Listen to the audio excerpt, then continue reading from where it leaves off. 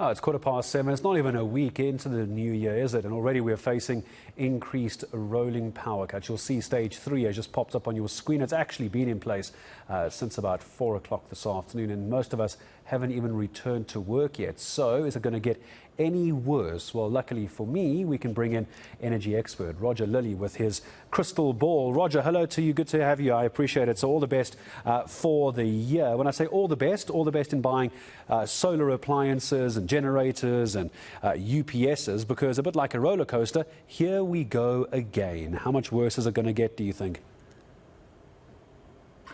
Yeah, good evening, Gareth. Thank you for inviting me to your show, and good evening to your viewers tonight. Yeah, look, I think we're going to see a lot more load shedding. 2022 was the worst in record. It was almost 5 times worse than 2021.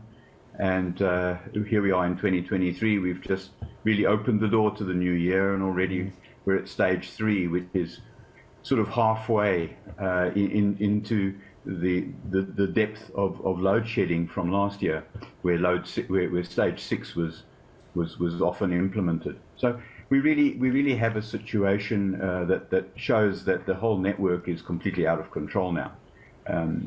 And you know, we've spent a lot of time and a lot of effort talking about why this is happening, why equipment is breaking down, who's to blame, and so on. Surely by now it's time for us to start saying that we need to find real workable solutions and start applying those real workable solutions in the short term.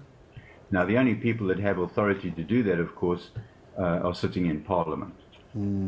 There's one other thing, which is, well, in fact, there's only one thing that's different last year, 2022, to what's going to be the rest of 2023, is we're no longer going to have Andre de Ruyter as CEO. And a lot of the blame is being passed on to him as the executive in all of this. So he is going to step down. We know that. I think it's March. I'm not sure if it's beginning of March or end of March. But essentially, he's on his way out. Do you foresee that making any difference, really, for the rest of the year? Or is there only so much one person can do? Yes, absolutely. There's only so much one person can do.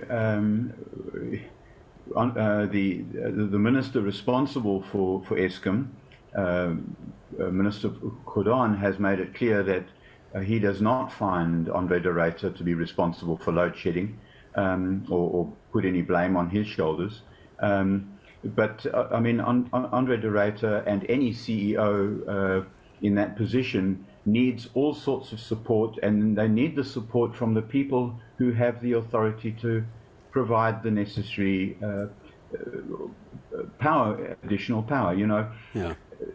Almost 3 years ago, de Ruyter said to the Minister of Energy that we need an extra 4,000 megawatts of power.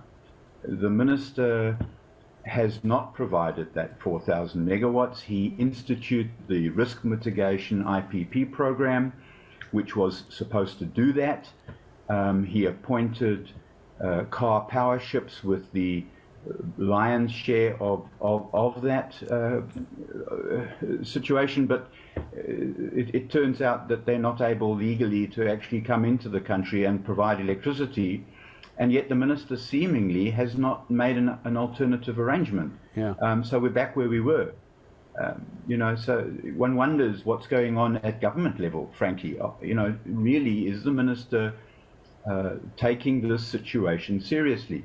After all, a Minister of Energy's primary responsibility is to ensure that South Africa has sufficient electricity so that the economy can grow, and the aims of the ANC, namely its National Development Program, which seeks to sort out or address the problems of inequality, unemployment and poverty, these things can't be done without an economy that's growing, and the economy cannot grow without electricity. No, it all comes back to this point, and it all comes back to this particular department that have let the country down very badly and continues to do so. Let me ask And you that while doing so, on the point of the minister, Roger, is we're hearing these rumours, and I'm sure the expectation is quite high and fairly accurate, of a cabinet reshuffle. I'm not asking you a political question unless you'd like to weigh into it. With a cabinet reshuffle, should Minister Pravin Gordhan be replaced with somebody else who, as many critics are suggesting, could actually get the job done?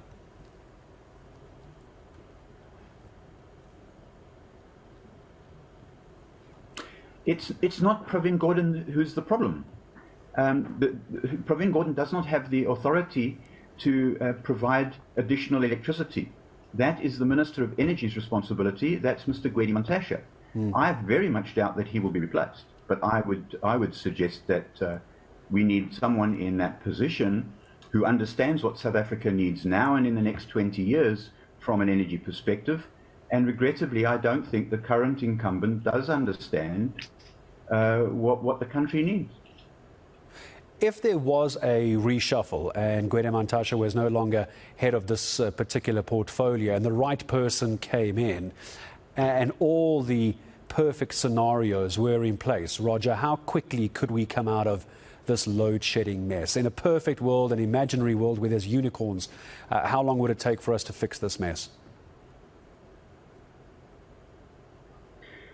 Well, given the fact that the international community is offering us money to assist us in a transition to a clean energy future, I firmly believe that if we grabbed the bull by the horns, took that money and invested it quickly, employed the private sector from both local and international markets, we could fix this problem within 2 years. Well, Roger, I always like to try and find out what the timelines look like, but I do know this from speaking to you a number of times. It's not a quick fix, even if it's a perfect solution which magically appears. But Roger Lilly, I appreciate your time. As always, I'm looking forward to speaking to you again, I'm sure, in the near future. So, stage 3 is what is the blackouts at the moment. Could it get worse? It's more than likely. I don't dare say it's going to get better, because we know how that seems to work. My thanks to energy expert Roger Lilly.